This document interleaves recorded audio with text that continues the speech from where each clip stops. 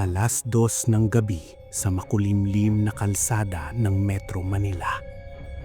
Si Dante, 28 anyos, isang urban explorer, ay naglalakad sa tabi ng abandonadong gusali ng isang lumang mall. Habang pinagmamasdan niya ang sirang pinto ng basement, isang malamig na hangin ang dumaan at parang may bulong.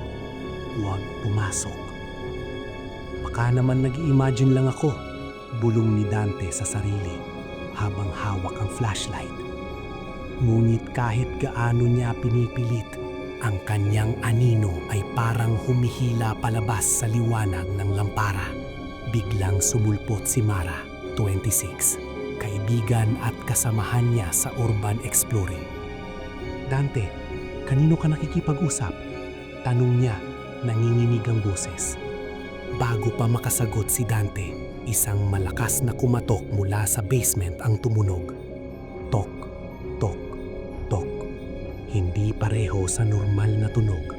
Parang may dalawang ritmo, dalawang halimaw na nagtatakbuhan sa dilim. Mara ay humawak sa braso ni Dante. Pilit siyang hinahatak palayo. Ngunit parang may invisible na puwersa ang humaharang. "Dante, tingnan mo!" sigaw ni Mara habang nakapangsin sa sahig. Ang kanyang mga anino hindi na sumusunod sa kanilang kilos. Dante ay yumuko at nakita niya ang kanyang anino na gumagalaw paakyat sa dingding sa sarili nitong paraan na para bang may buhay. Bawat hakbang pababa ng hagdan, ang basement ay tila lumalalim, parang walang katapusan. Ang lamig ay lumalalim at kasabay nito ang kakaibang amoy ng lupa at lumang amag. "Parang may humihinga sa dilim," bulong ni Mara. Ngunit wala silang ibang kasama. Biglang may lumabas na mga anino na parang humahabol sa kanila. Hindi sila sumasalamin sa kanilang katawan. Isa sa mga anino ay tumingin kay Dante nang walang mata, puro kadiliman ng muka at ngumiti. "Hindi ito totoo," ang sabi ni Dante, ngunit ramdam niya ang malakas na panginginig sa kanyang puso. Dante ay naglakad papalit sa isang sirang pinto.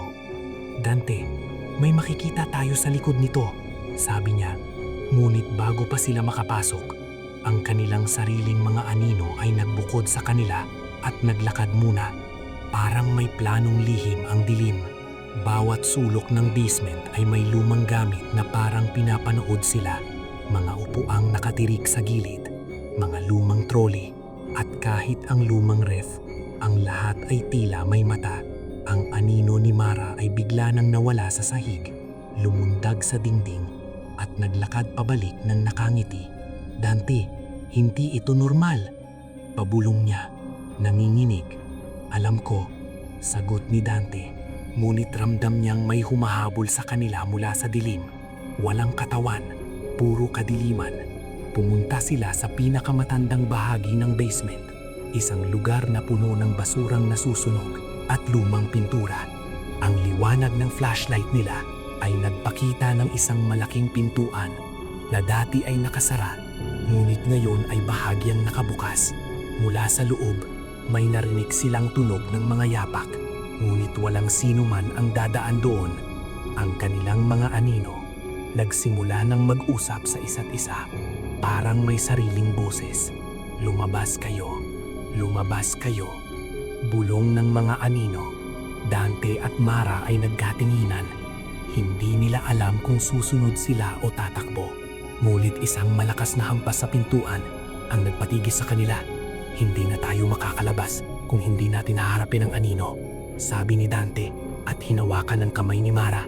Sa sandaling iyon, ang kanilang mga anino ay biglang bumalik sa kanila. Ngunit may kaakibat na babala.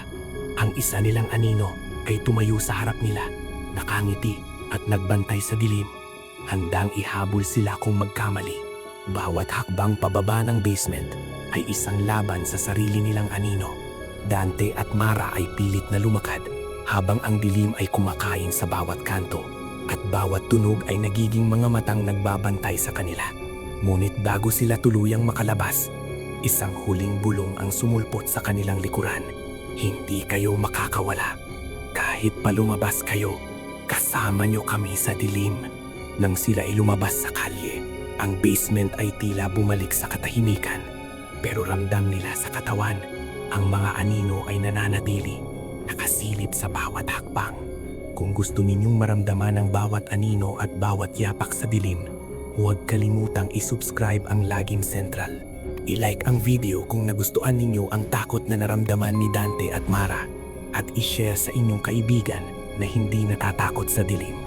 Tandaan, sa bawat subscribe, mas marami tayong kwento ng Lagim na ihahain sa inyo. Kaya, i-click na ang bell icon para hindi kayo mahuli sa mga anino.